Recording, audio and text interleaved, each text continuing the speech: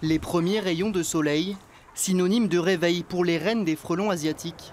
L'heure de construire leur nid et leur colonie. Et le moment pour les apiculteurs de les tuer avant que ces nuisibles soient nombreux.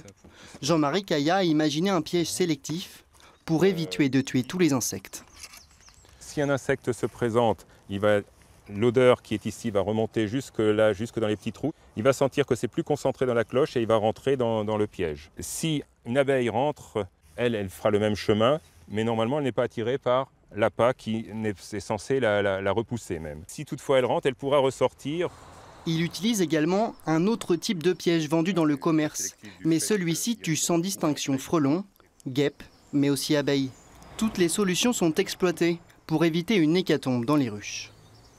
À partir de 3 frelons, déjà elles changent leur comportement, elles se mettent en défense, et puis s'il y en a plus, là elles restent carrément cloîtrées dans la colonie. Ce qui les empêche de sortir. Ce qui les empêche de sortir, et puis la ponte s'arrête, et puis donc on n'a pas les nouvelles abeilles qui sont générées pour renouveler la colonie.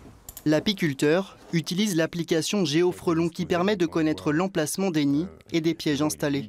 L'outil sert aussi à recenser les insectes tués pour ensuite mieux placer le piège ou changer les appâts. La période actuelle est charnière pour éviter la prolifération des frelons cet été. Les régions qui ont très bien fait cette partie piégeage de printemps divisent par 5 leur pression du frelon. Donc si on le fait mal, on le sait, on multiplie par 5 la pression du frelon. Donc c'est important de le faire. Densité de pièges, gérer, c'est-à-dire savoir où sont les pièges et bien compter les nids.